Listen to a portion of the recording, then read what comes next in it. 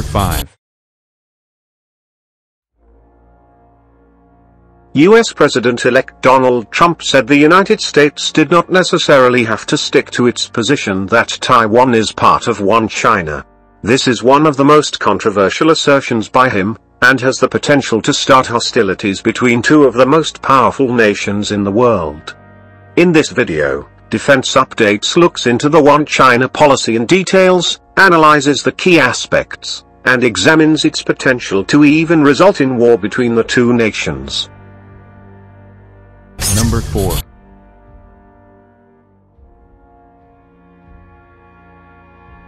The policy can be traced back to 1949, and the end of the Chinese Civil War. The defeated Nationalists retreated to Taiwan and set up their own government, while the victorious Communists declared the People's Republic of China. Both sides said they represented all of China. One China policy is the diplomatic acknowledgement of the Chinese position that there is only one China in the world, and Taiwan is a part of that China. Under the policy, the US has formal ties with China rather than the island of Taiwan, which China sees as a breakaway province to be reunified with the mainland one day. The policy of acknowledging China's position on this issue is not only a key cornerstone of Sino-US relations, it is also a fundamental bedrock of Chinese policy-making and diplomacy.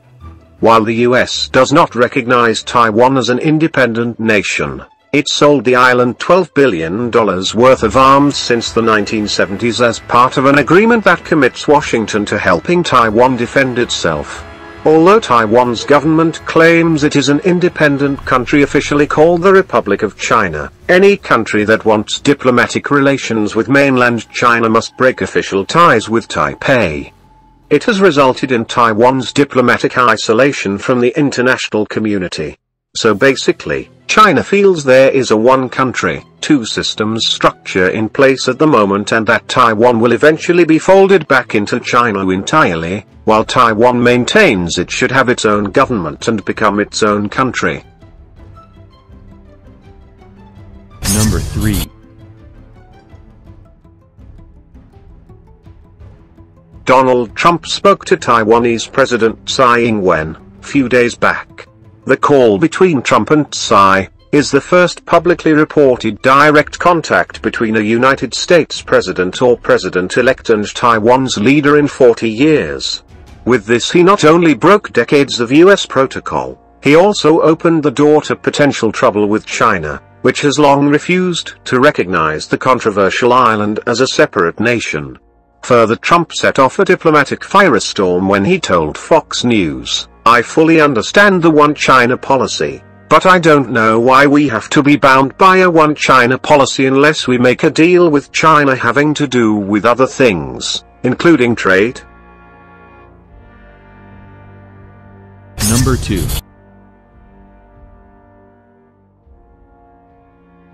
Taiwan, located just over 100 miles off China, across the Taiwan Strait, has a population of more than 23 million people, and is an economic powerhouse despite its history of political woes. Over the decades, Taiwan has turned into a vibrant democracy with freedom of the press and speech, unlike China, which is tightening its grip on dissent.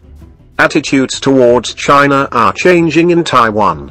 Polls show that over the last 2 decades, many in Taiwan have come to identify themselves as Taiwanese, instead of Chinese or both Taiwanese and Chinese. Number 1. There are 2 ways of looking into these developments. 1. Taiwan is democracy and shares values accepted by US. President-elect Donald Trump is genuinely in favor of Taiwan's stand, and is ready for a long-drawn confrontation with China on this. 2. China has been very aggressive in recent times. It has constructed military infrastructure in disputed islands of South China Sea, and has also outrightly rejected the verdict of Hague Tribunal.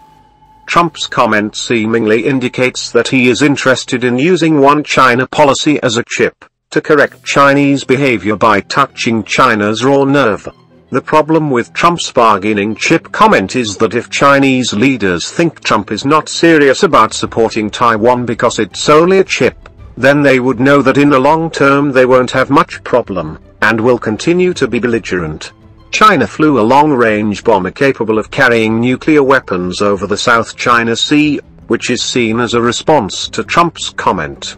Trump's unpredictability and out-of-box statement is making matters interesting, even before he has officially got into White House. Let us see how things pan out in coming days. Thanks for watching. Subscribe for more videos like this. Hit the like button if you find the video interesting. Kindly provide your feedback in the comment section, this will help us improve.